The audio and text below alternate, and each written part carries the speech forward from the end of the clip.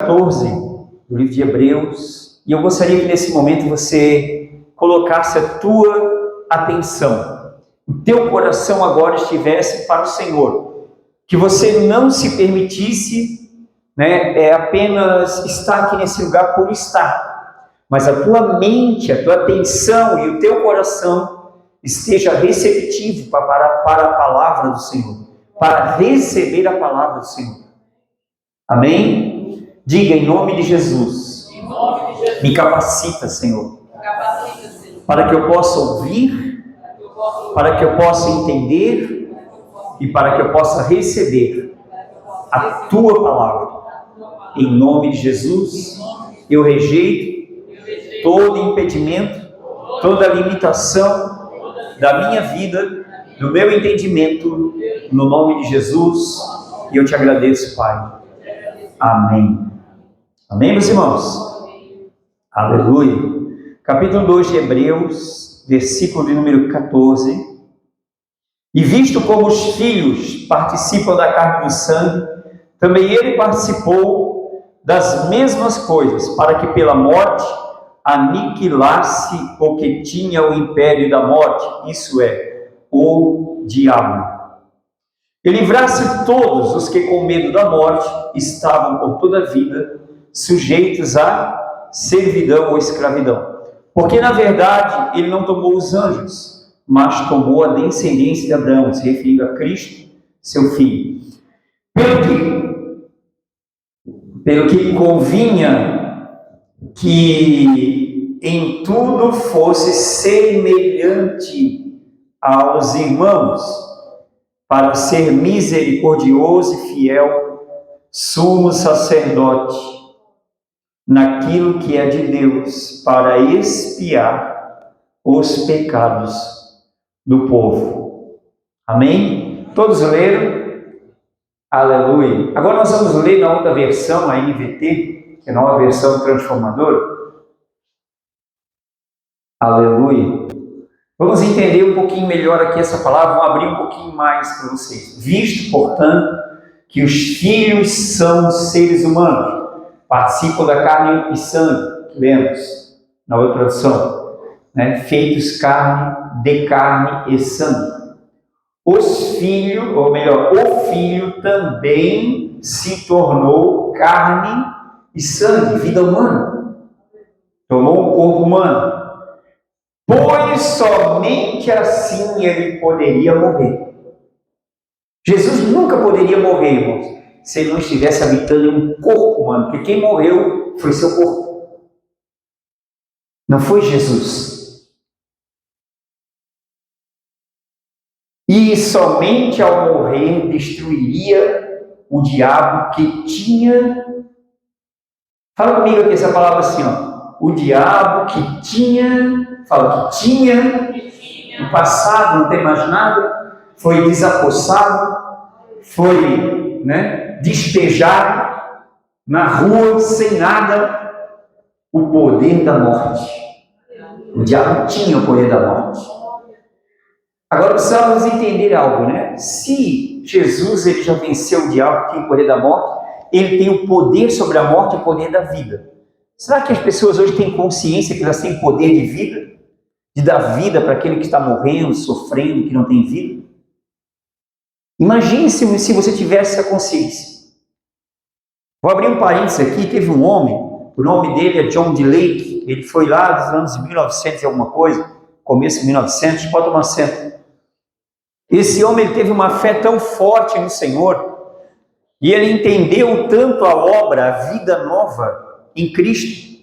E nos seus dias, eu não me lembro agora, não me recordo agora o nome dessa doença, mas foi uma doença que matou muita gente naquela época, e ele foi naquela época, eu não sei agora dizer se foi para a Índia ou se foi para a África, que ele foi como um missionário fazer uma obra, e quando ele chegou naquele lugar, já estava acontecendo que estava uma pandemia, e muita gente morrendo, mas morrendo assim, e era uma bactéria que era muito contagiosa. Então o que estava acontecendo é que as pessoas não tinham, nem mesmo os pastores, ninguém tinha coragem para quê? Para ir lá fazer o sepultamento dos corpos. Então imagine como que estava ficando no lugar. E aquele homem, até eu quero que projete rapidamente esse versículo para mim, Romanos 8, versículo 2, tem falado muito sobre essa palavra. Pode até deixar na versão NVT mesmo. Aleluia. E aí ele acreditou nessa palavra, e essa palavra para ele não era uma literatura, não era uma teoria, era uma verdade absoluta. E quando ele chegou naquele lugar, ele se prontificou a ir sepultar, fazer um sepultamento digno daquelas pessoas que tinham morrido. E aí os médicos e pessoas, né, da época, né, o que eles tentaram fazer? Tentaram ficar se preocupando com ele. E aí ele, como era um ex-cientista, né, e aí tinha uns amigos que eram ainda cientistas, e o que ele fez? Ele pediu para eles pegarem e virem até ele, e ele teria o contato com as pessoas, e o que acontece? Quando ele fazia o seguinte, a vida de Cristo dele era tão forte, que acontecia? Quando ele tocava naqueles mortos, as bactérias vinham para ele, as bactérias morriam no corpo dele. Isso é o poder da vida de Cristo. Ele não morria com o poder daquela bactéria. As outras pessoas morriam. Mas as bactérias, ao tocar no corpo dele, elas morriam. Isso foi testado. Isso foi comprovado. Foi uma epidemia muito conhecida. Na época, lá pelos meados de 1920. E esse homem mostrou, porque ele acreditou, porque em Cristo Jesus, a quem ele estava também, a lei do Espírito que dá vida, os libertou da lei do pecado que leva à morte. Na nossa tradução Almeida, vai dizer, diz assim, porque a lei do Espírito de vida em Cristo Jesus me livrou da lei do pecado e da morte. São leis espirituais que regem a humanidade. A lei do Espírito de vida e a lei do pecado e da morte. Então são duas leis. Quem está no lado da lei do pecado e da morte, só tem a morte. Só espera pela morte, só sabe sobre a morte. Quem está do lado da vida, por exemplo, quando Jesus chegou e foi na casa na casa de Jairo, porque a sua filha havia morrido. E aí Jesus chegou e falou, a menina dorme. Aí elas começaram, por acaso nós não pensamos que não conhecemos a morte? Jesus disse, vocês conhecem a morte, eu conheço a vida. Tem muitos religiosos hoje, mas só conhecem a morte. Eles só pensam na morte, têm medo da morte, mas não conhecem a vida. E não é conhecer a vida literária, é a vida da essência, da substância, a vida do poder. Aleluia. E essa vida, essa lei do Espírito de vida em Cristo Jesus já nos libertou dessa lei maldita do pecado e da morte. Nós não temos que ter medo da morte. Eu não tenho medo da morte. Porque eu já morri para mim mesmo, para minha vida sem Deus, e eu vivo pela fé no Filho de Deus, que me amou e por mim morreu e ressuscitou. E eu quero falar aqui nessa palavra, aleluia, meio vinculado a um tema, eu quero usar a virtude da nova vida em Cristo. O poder da nova vida em Cristo. É isso que foi louvado, cantado, declarado hoje aqui. O mundo clama, mostra-nos o Pai. O que é o Pai? Aquele velhinho barbudo, não, aquele é o Papai Noel. Aquele ficou velho com a barba branca, é o Papai Noel. Deus não envelhece. Deus não está no nosso tempo temporário, Ele está na eternidade. De eternidade a eternidade, Ele é Deus. Ele é Deus. Amém? Aleluia. Ele é maravilhoso. E o nosso Rei, nosso Senhor, então, usando aqui só apenas o versículo que o irmão, na época, e se todos hoje, né, irmãos? Se hoje todos vivessem a autenticidade do Evangelho, o poder do Evangelho, como seria diferente hoje? Eu imagino que se aquele irmão, Dom de Lake lá, tivesse chegado antes daquela pandemia acontecer e que os sintomas começaram a aparecer. O que ele ia fazer? Ele ia fugir para não pegar o sintoma? Não. Ele ia combater contra aquele sintoma. Ele ia colocar as mãos sobre as pessoas para serem curadas.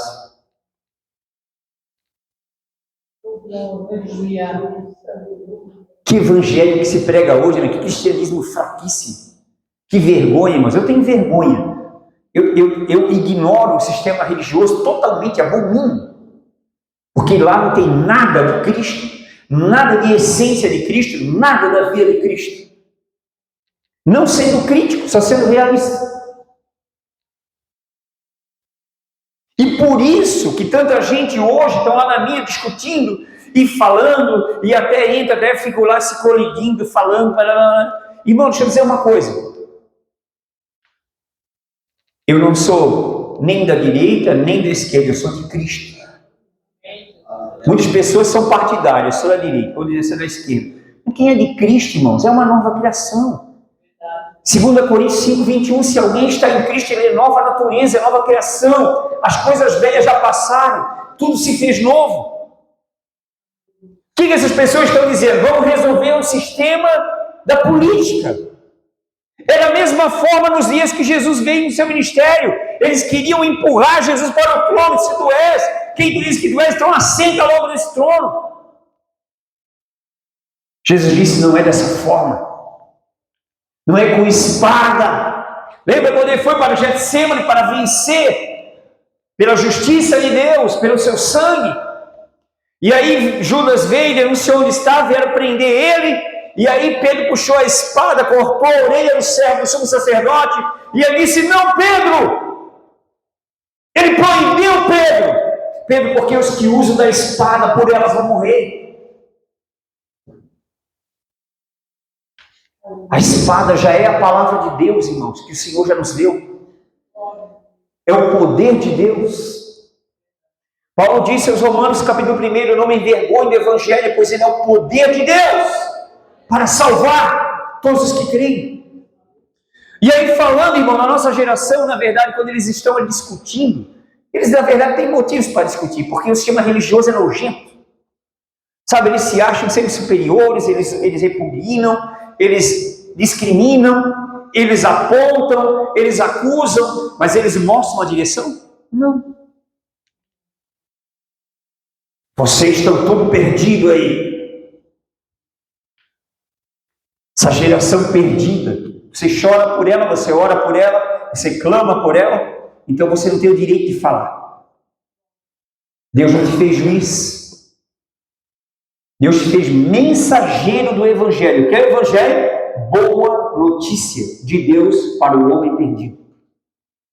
Então existe uma mensagem que a igreja verdadeira está incumbida, a responsabilidade de pregar.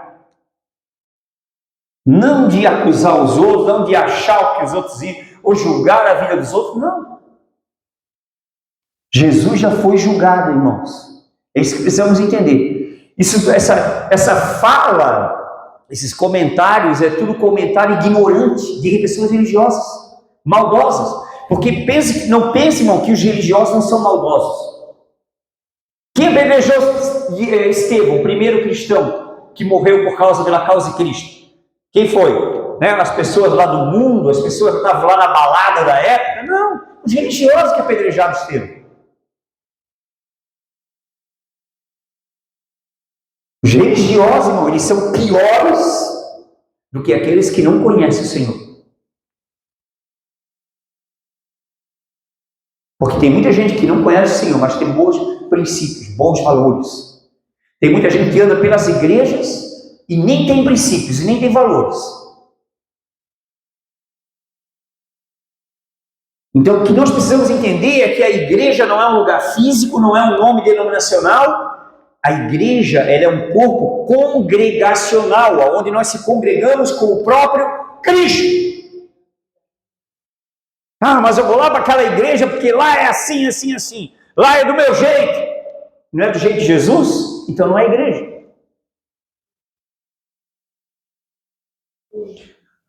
Vamos lá na versão NVT, então, olhando novamente aqui o capítulo de Hebreus 2, versículo 14. Para nós entender algo melhor, irmãos. Precisamos entender melhor a dispensação da graça. Aleluia.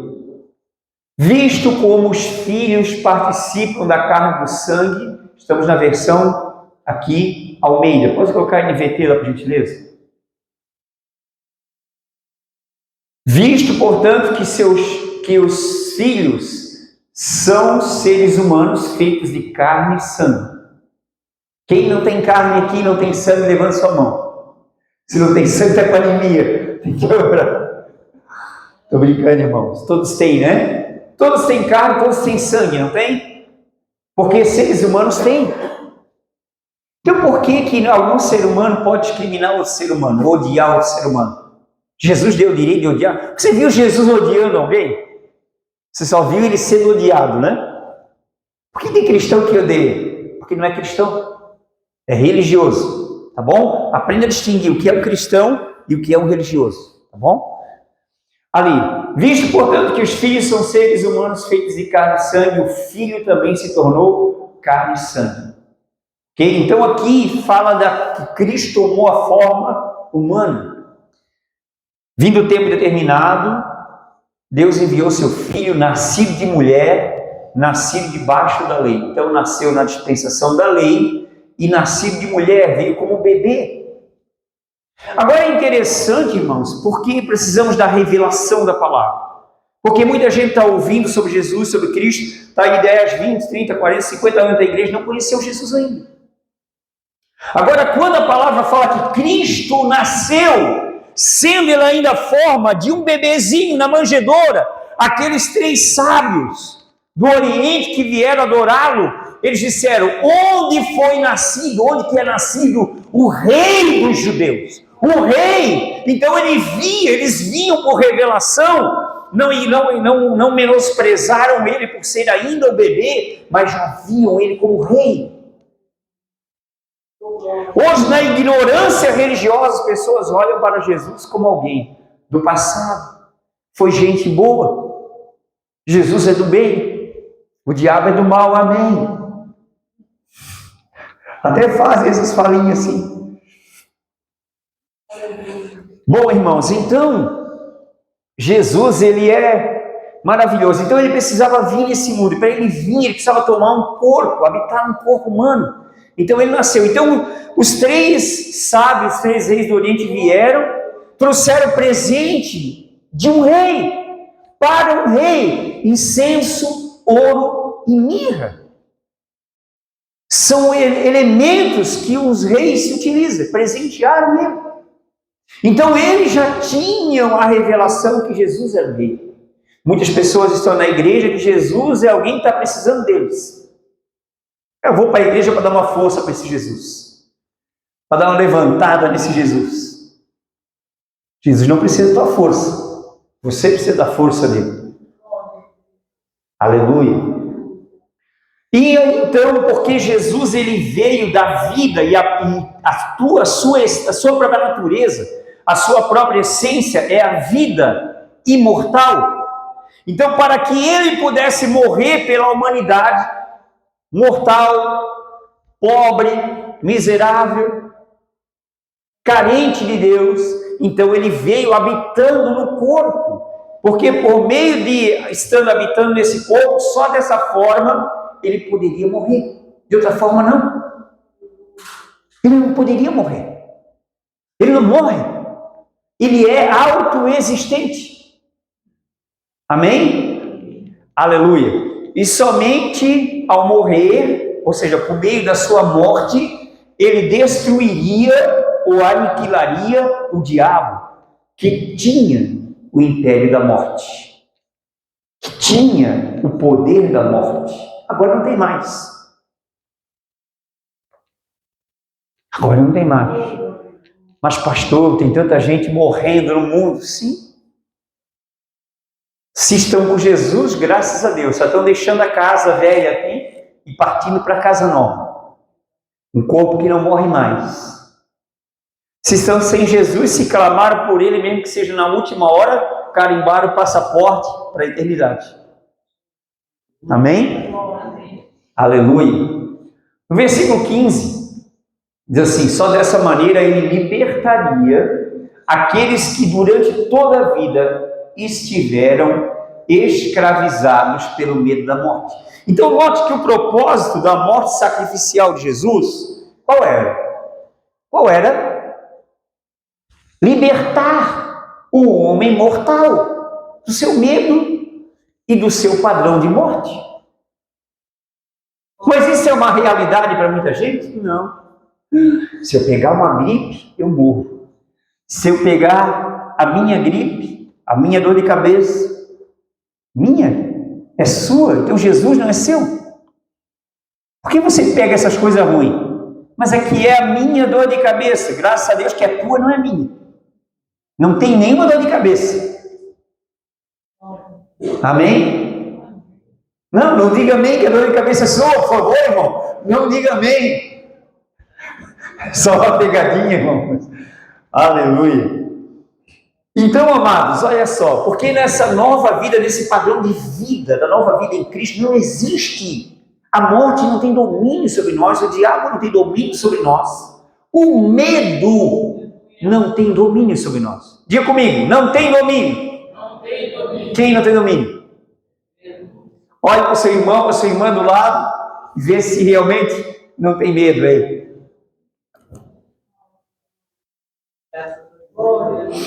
Aleluia. Versículo 16. Também sabemos que o Filho não veio para ajudar os anjos, mas sim os descendentes de Abraão, né, que são os da fé. Nós temos falado quem é da fé, quem é da fé, quem é da fé, Abraão, nosso pai da fé. Versículo 17.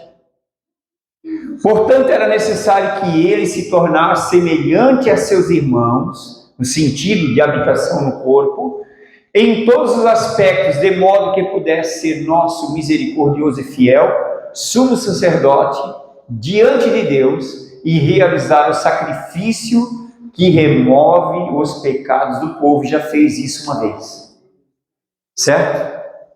Nós, na verdade, irmãos, nós como cristãos que já temos a nova vida em Cristo, não precisamos mais do sumo sacerdote. Mas por que Jesus está lá como sumo sacerdote, então, pastor? Porque nós não vamos ministrar para os pecadores?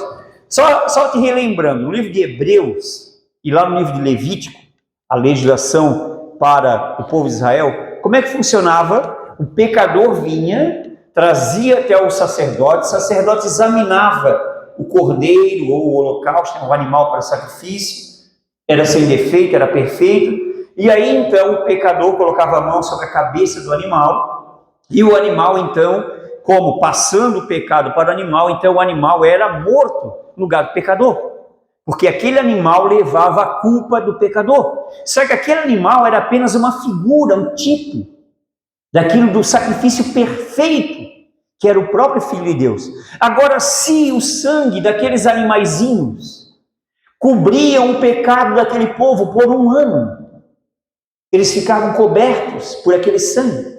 Muito mais o sangue de Cristo. Muito mais o sangue de Cristo.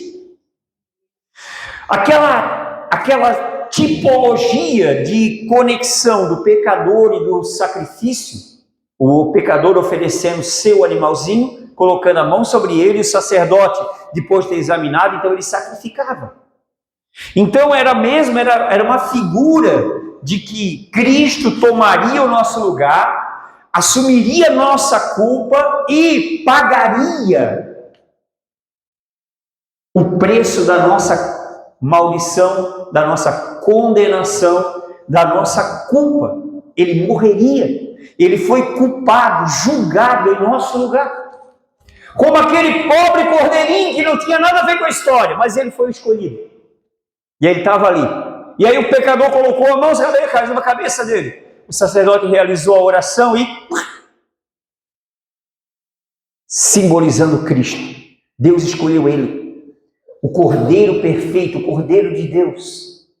Justo, santo, imaculado, sem pecado. Mas morreu para realizar o sacrifício que remove os pecados do povo. Então aqui nós precisamos entender, deixar isso mais claro para vocês, rapidamente, em nome de Jesus. Então, o sentido disso é que lá na velha aliança, o sacerdote, eles faziam o quê? Recebiam o povo trazendo seus sacrifícios e sacrificavam pelo povo e ofereciam a Deus. Em favor de quê? Sacrificavam pelos pecadores e apresentava o sacrifício dos pecadores a Deus. Jesus, ele já realizou um sacrifício perfeito. Quando lá na cruz ele completou a obra, ele declarou a palavra hebraica tetelestai, que quer dizer perfeitamente perfeito, completamente completo. Está consumado. Toda injúria, toda humilhação, toda condenação, toda dor, todo sofrimento recaiu sobre ele, foi sobre ele. A palavra fala que pelas suas pisaduras nós fomos sarados. Aleluia. Temos saúde divina. Muitas pessoas confundem a saúde divina com a cura divina. Nós já fomos curados, nós temos que curar agora. Em nome de Jesus nós curamos, nós temos saúde. Amém? Você tem saúde? Irmãos, é preciso que a nossa fé ela seja liberta. Nosso entendimento seja livre e o nosso coração seja livre. A palavra tímido na Bíblia significa a mesma coisa, não é aquela pessoa fechada, retraída, não. É aquela pessoa que é meia acovardada. É aquela pessoa que tem receio de manifestar sua fé. É aquela pessoa que não tem uma confiança verdadeira em seu Deus ou em seu propósito. Então ela é tímida. Lá em Marcos capítulo 4, versículo 40, a palavra fala que depois de Jesus então ter repreendido a tempestade pela qual eles estavam assolados pelo medo. Medo do quê? De morrer. Por que tem gente que hoje não anda de avião? Eles têm medo do avião ou têm medo da morte? Tem gente que tem medo de tanta coisa, né? E eles não sabem o que é medo da morte. Mas Jesus já libertou eles do medo da morte, eles não sabem. Então Jesus lhe perguntou, por que estão com medo? Então olha bem, eles estavam com Jesus no barco. Jesus estava com eles no barco. E por que eles estavam com medo? Jesus está na igreja e tem pessoas que ainda estão com medo. Você não pode estar com Jesus e com medo. Ou o medo vai estar em você, ou Jesus vai estar em você, porque Jesus não vai coabitar com medo. Jesus os repreendeu aqui. Por que vocês estão com medo e não estão comigo? Ainda não tem fé. Versículo 41. Apavorados, os discípulos diziam uns aos outros, quem é este homem? Até o vento e o mar lhe obedecem. Quem é esse homem? Chamavam Jesus de homem. Só porque o vento e o mar obedeceram ele. A fé, irmãos, quando nós estamos tímidos na fé, nada nos obedece, nós obedecemos tudo. Um vento vem, uma tempestade vem, né, uma previsão do tempo vem, tudo você é dominado por aquilo, você com medo de tudo. Medo. Mas quando a fé vem, aí é diferente. Quando a vida de Deus vem, aí é diferente. Aí você se levanta e você olha além daquela tempestade. Você olha além daquela previsão. Você olha para o Criador de todas as coisas, o dono de todas as coisas, o Senhor de todas as coisas. Você olha para Ele e vê a grandeza dele, o poder dele. Na verdade, irmãos, alguns que estão aqui, que já provaram o poder de Deus, que já provaram de fato em algumas experiências, quando eles se deparam com uma situação, eles não têm medo. Agora, quem nunca provou o dom de Deus, quem nunca provou o poder de Deus, tudo é questionável para eles. Por isso temos que provar. E o provar, estamos dentro daquilo que eu estou tentando falar para vocês aqui, sobre o que é a virtude, o poder da nova vida em Cristo. Aleluia.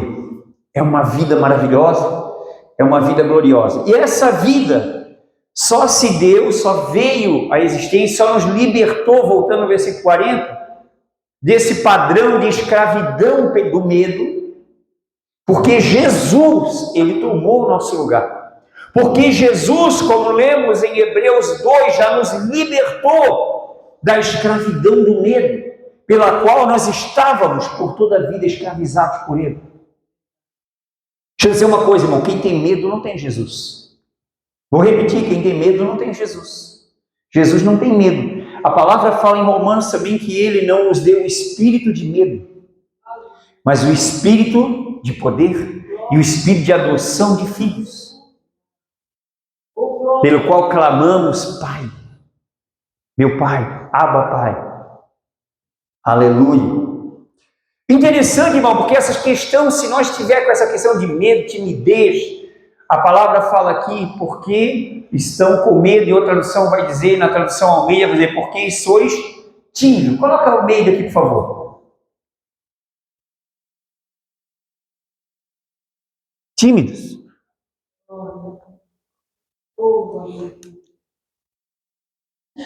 Apocalipse 21:8, deixa na versão Almeida.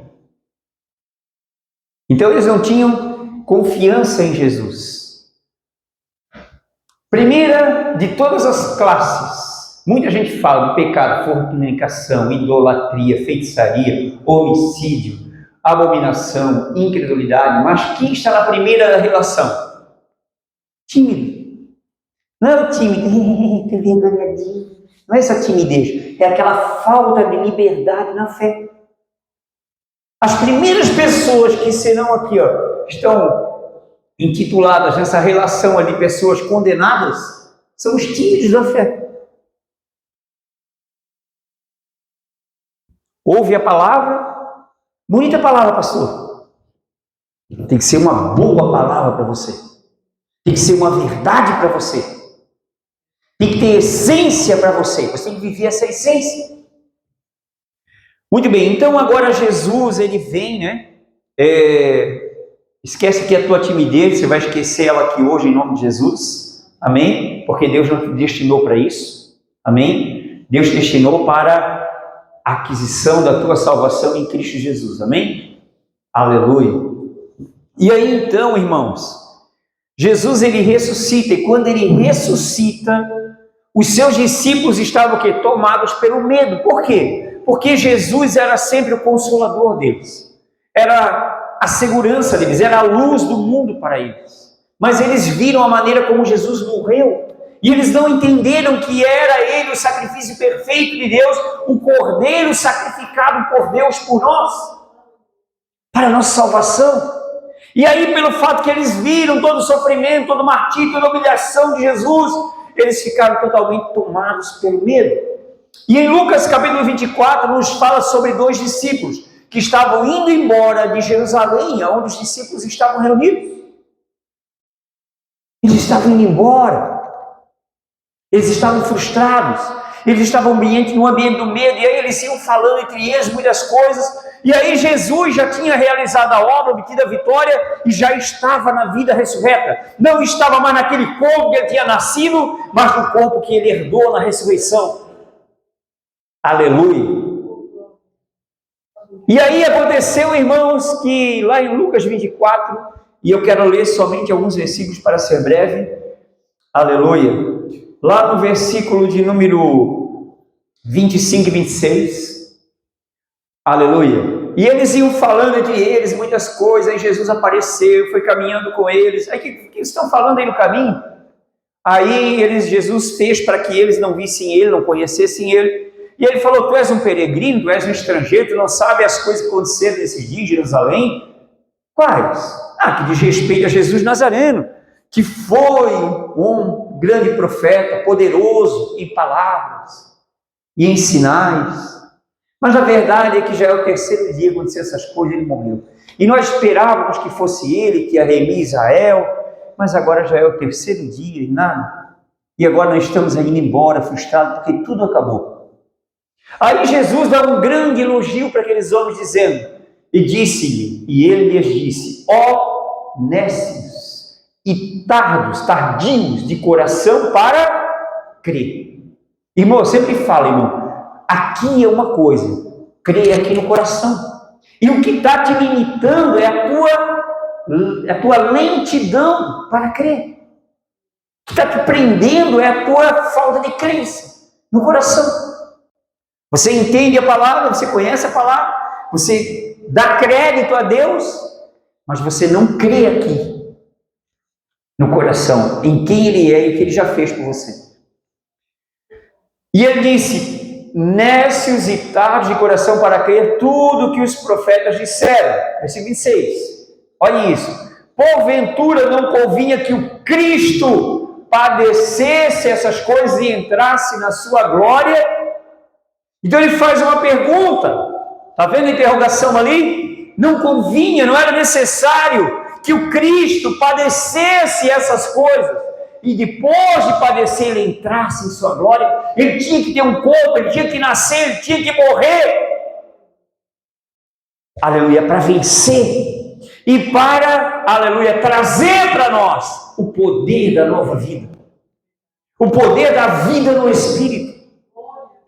Versículo 27, e começando por Moisés, sempre que a palavra menciona Moisés, porque Moisés foi o escritor dos 5 primeiros livros, chamado Torá e também Pentateuco, hebraico e grego, e aí são os primeiros 5 livros que Moisés escreveu, Gênesis, Êxodo, Levítico, Números e Deuteronômio. E aí a palavra fala, e começando por Moisés, pelos 5 livros, e por todos os profetas, explicava-lhes o que dele se achava em as Escrituras. O que ele queria dizer com isso? Então ele mostrava, lá naquela questão toda que Moisés ensinou, lá em Levítico, olha, aquele cordeirinho lá era eu. Aquele sangue daquele cordeirinho que o sumo sacerdote levava lá, aquele sumo sacerdote lá, era eu. Aquele sangue ficava sobre a arca da aliança, era o propiciatório, o sangue da propiciação, aonde aquele sangue cobria por um ano aquele povo, mas o meu sangue cobre eternamente, cobriu para a eternidade todos aqueles que vêm para o Senhor. Então ele mostrava aqui para aqueles 2 homens, 2 discípulos que estavam voltando, indo embora de Jerusalém para Emaús, frustrados, desanimados, amedrontados. E ele começou o quê? Porque, irmãos, tudo começa pelo meio do quê? Da exposição da palavra de Deus. Jesus estava expondo a palavra de Deus. Só que Jesus expôs para eles por 3 anos, aproximadamente 3 anos e meio. E nada aconteceu. Por quê? O reino do Espírito, Jesus no poder do Espírito Santo, ele estava na vida humana. Mas agora ele estava no poder do Espírito. No poder do Espírito. E aí ele explica.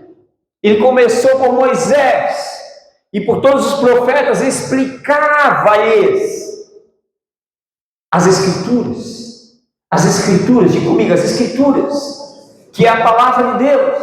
As Escrituras sempre é o Velho Testamento, irmãos. A nova aliança é a palavra do Senhor. Amém? Aleluia. Versículo 28. E chegaram à aldeia para onde iam, e ele fez como que ia mais longe, ele diante, ficaram, só para finalizar, aleluia, versículo 32. E disseram quando ele desapareceu, aí comeu o pão, partiu o pão, conheceram que era ele, aí os olhos deles se abriram, é ele que nós achávamos que tinha morrido, que estava morto, ele vive, ele está vivo, é ele. Aleluia! E aí o que eles disseram? Disseram um para o outro. Olha bem que a narrativa, a fala deles mudou. Do que eles falavam? Da morte. Jesus foi poderoso e profeta, acontecimento, como foi feio, como foi maldade dos judeus, como foi isso, como foi aquilo, que Judas fez, blá, blá, blá, blá, blá, blá. E agora o que eles estavam falando? Falavam um para o outro. Porventura não ardia em nós o nosso coração quando pelo caminho nos falava e quando nos abria as Escrituras. O que é abrir a Escritura? É revelar Cristo nas Escrituras. É revelar a obra de Cristo para o nosso coração. A palavra de Deus sair dessas páginas e vir para o nosso coração, ser uma verdade, ser uma vida dentro de nós. Isso é o cristianismo. Isso é o poder da nova vida em Cristo. Aleluia. Eu tenho falado, não é a questão, irmãos, de o quanto eu conheço sobre Bíblia, é o quanto eu recebi da vida de Deus na minha vida. É o quanto eu tenho da palavra no meu coração. Amém? Então aqui, irmãos, é muito significativo isso aqui. Então Jesus abriu para eles as Escrituras, e quando a Escritura é revelada, é aberta, o que acontece? Agora na dispensação da graça, o Espírito toca no espírito do homem. O Espírito, aleluia, ele ministra lá dentro do teu espírito e você sente que isso é uma verdade, que isso é uma urgência, que isso é necessário para a sua vida. Que essa vida, a virtude da nova vida em Cristo é necessário para você. Não se trata de uma religião, irmãos. Não se trata de um formalismo, mas se trata de uma vida. A tua vida sem Cristo, ela pode ter muitas qualidades para esse mundo, muitos valores, muito isso, mas tudo isso passa. Se você desprezar o maior presente de Deus para você, a vida eterna. Note uma coisa, Jesus não podia morrer, por isso que ele habitou um corpo, porque ele tem a vida eterna, ele é o próprio Deus e a própria vida eterna. Quando nós recebemos Jesus, nós estamos recebendo o quê? Vida eterna. Vida eterna. Muita gente não quer Jesus. Sabe por que não quer Jesus? Porque o inimigo ele fica manipulando as pessoas. E essas pobres pessoas, irmãos, do mundo, coitadas, elas estão tentando se realizar na vida. E algumas têm de alguma forma, outros de outras, outros de um meio, outros pelo método. Só que infelizmente eles pegam os caminhos equivocados, que são o caminho da carne, o caminho do reino das trevas, e ali acaba o quê? Uma hora vai dar um pouco de prazer para eles, um pouco de alegria, mas daqui a pouco vem o quê? A frustração é maior, porque nada supre aqui dentro. A não ser quando o Espírito Santo faz isso aqui, ó, faz o coração arder, faz o coração queimar, a presença de Deus, o Espírito de Deus começa a operar dentro de nós, irmãos. Aí a nossa demanda de necessidade começa a ser suprida, a vida de Deus começa a ser gerada em nós. Aleluia! E aí é maravilhoso, irmão, porque nós estamos recebendo, sentindo, sendo ministrado, sendo vivificado por Ele, recebendo vida que vem dele. Ah, que vida, que fonte de vida que está jorrando. Aleluia. Oh, glória. Estão captando até aqui? Amém? Então essa geração, coitados, irmãos, não podemos julgá-los nem criticá-los, porque eles estão buscando. Estão tentando se realizar em alguma coisa. São carentes da glória de Deus, eles não sabem. Agora, orar por eles e direcionar por aqueles que nos recorrerem a nós é nossa obrigação. Amém? É o nosso comissionamento. Não podemos nos esquecer disso. Amém? Lá no Salmo de número 23, quero mostrar algo para vocês. Salmo de número 23, um Salmo de Davi.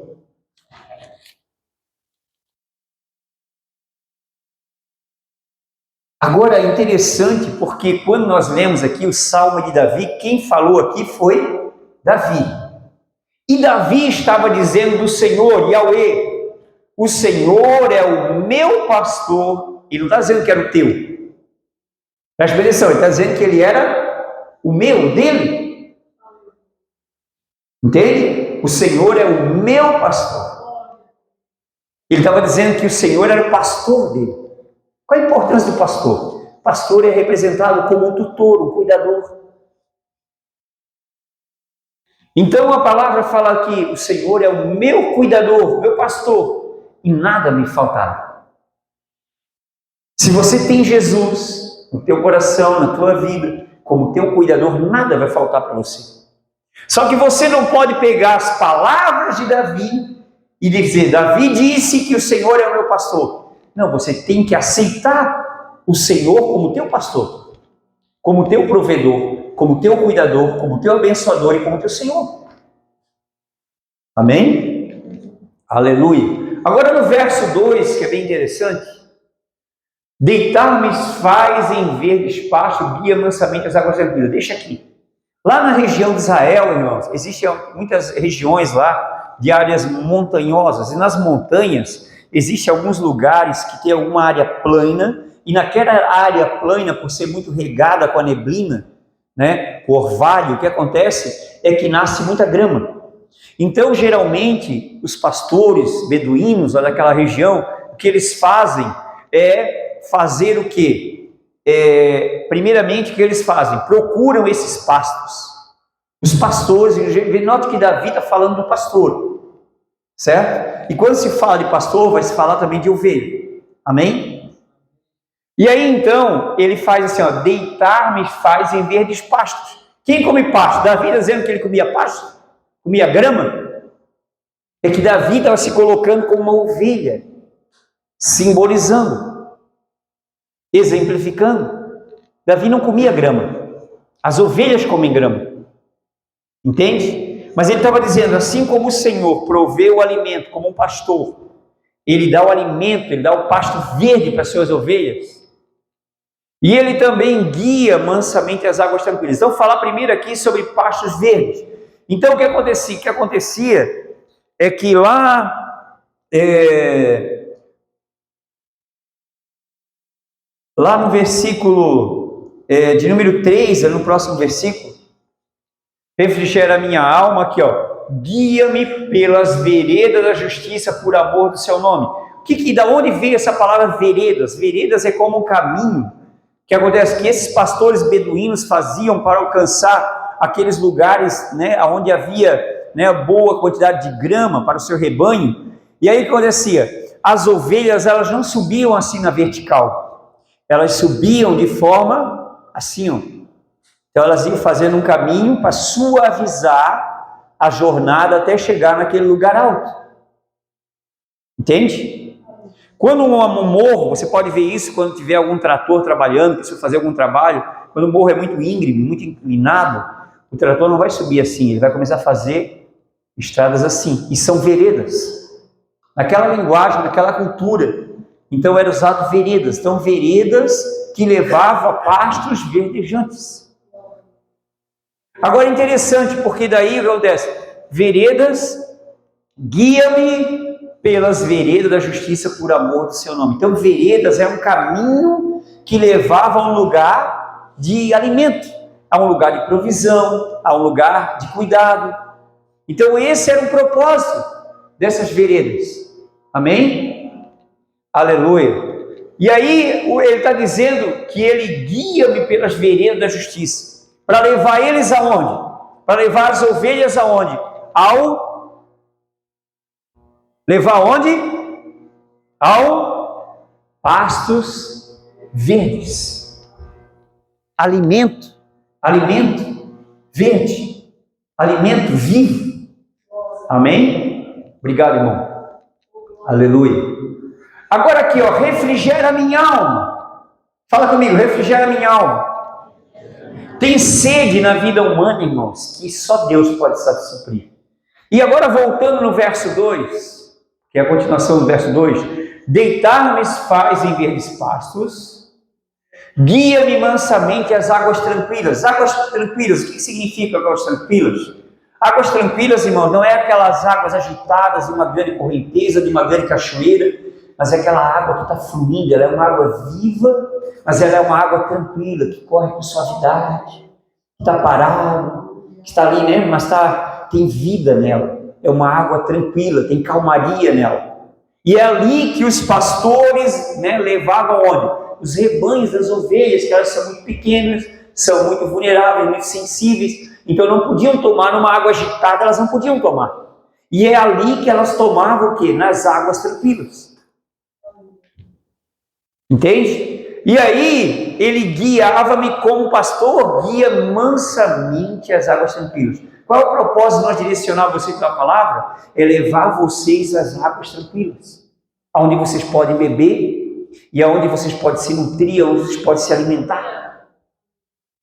Aonde a tua alma realmente, no verso 3, refrigerar a tua alma. Porque muitas das vezes, irmão, a nossa alma ela fica numa angústia, no calor, então ela precisa daquele refrigério, daquele refresco, e de repente quando você está com muita sede, você sabe como é, você pega aquela água, ai que coisa boa, só Deus mesmo para ter feito a água. O diabo fez a Coca-Cola, Deus fez a água. Obrigado, Senhor, que coisa boa uma água, né? Quando você está com muita sede, irmão, tua boca está secando, você já fica angustiado, de repente aquela água tranquila, a que você pode beber com suavidade, que vai refrigerar a tua alma, vai refrescar a tua alma, a tua vida, o teu ser, a tua essência. A palavra, ela faz isso em nós.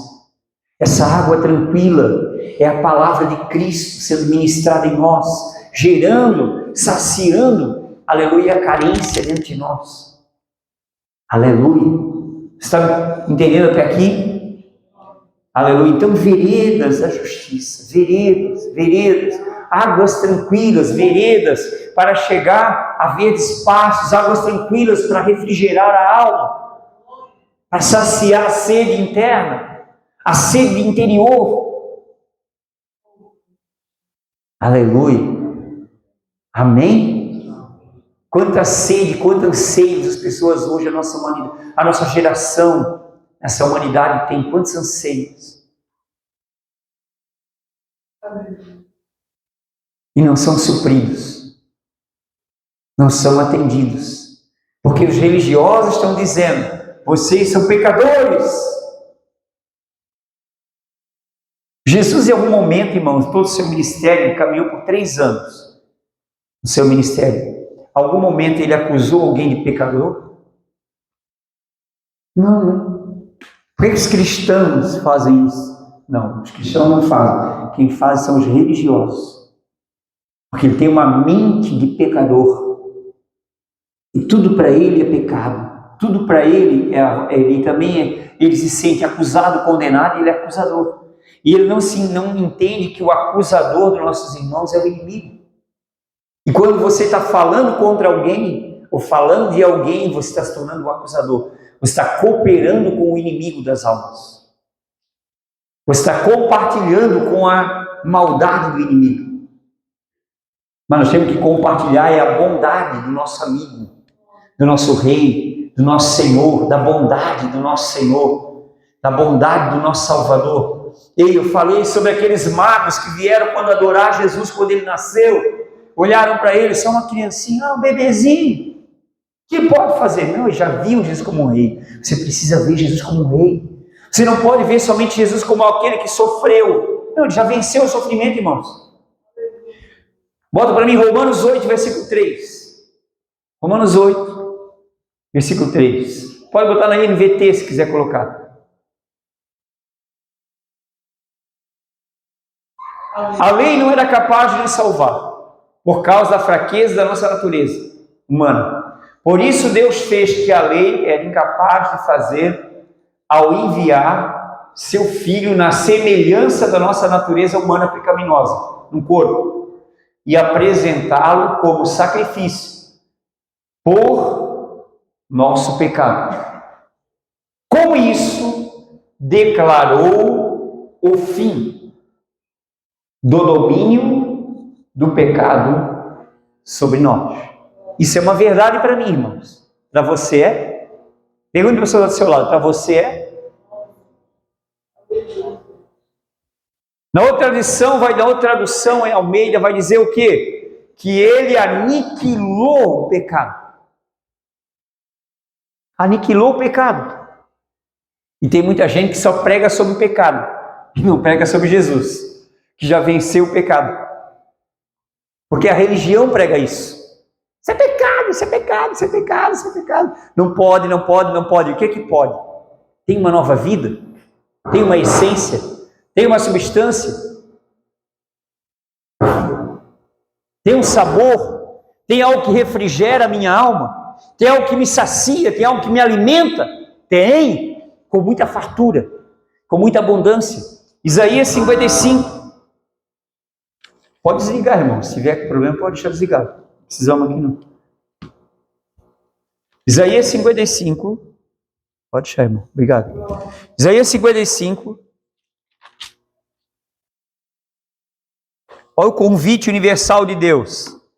Ele fala no capítulo 55, vamos lá. Alguém tem sede? Venha e beba.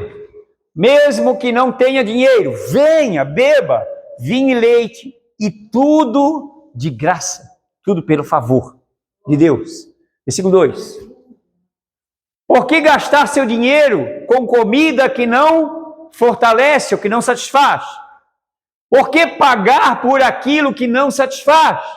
Ouçam-me e vocês comerão o que é bom.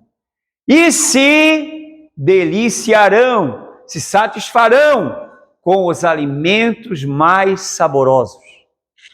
Na outra tradução, pode deixar lá na tradução Almeida esse versículo. Aleluia. Comei o que é bom e a vossa alma se deleite com abundância. Lá na NV, na Almeida, por favor.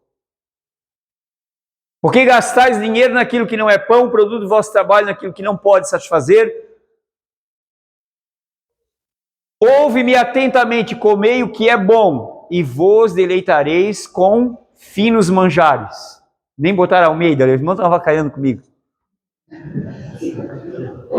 Mas é bem que eu estou ligado, estou vendo ali qual é a tradução.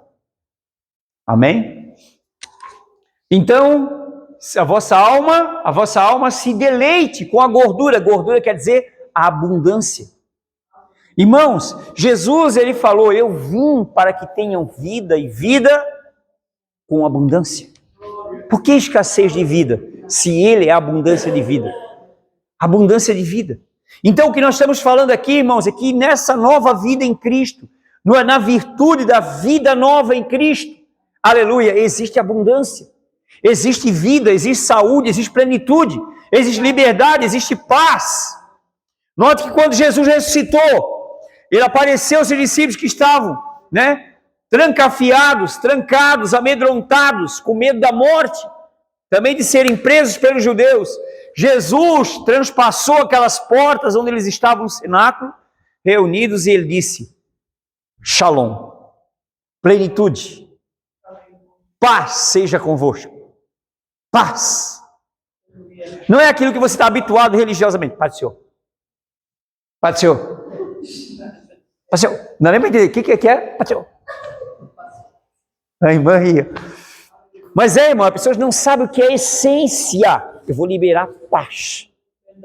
Eu quero te dar paz. Jesus veio te dar paz. Ele é a própria paz. Então ele restaurou os discípulos, ele declarou sobre eles, paz seja convosco. E depois ele apresentou novamente e disse, paz seja convosco. Sempre. Por quê? Porque eles estavam sem paz, eles estavam presos pelo medo. Eles estavam inseguros. Eles estavam por dentro machucados, amedrontados, aprisionados. Mas Jesus chegou para eles liberando o quê? Uma paz sobre eles. Não foi apenas uma saudação, foi uma liberação de paz. Entenda isso, irmão. Porque muita gente religiosamente pensa que é uma saudação. Não, é uma liberação de uma paz. Não é apenas uma pregação, é a liberação da palavra de Deus para você. Amém? Se coloque de pé em nome de Jesus. Vamos orar. Aleluia.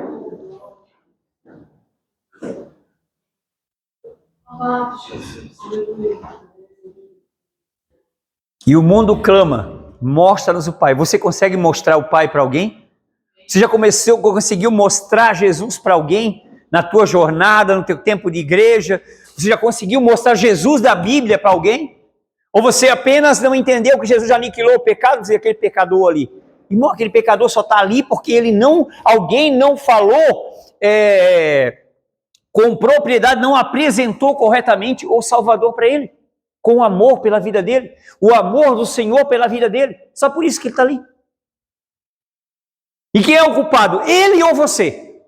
Ele ou quem não fala desse amor, quem não transmite esse amor, quem não libera esse amor para ele? Se pergunte.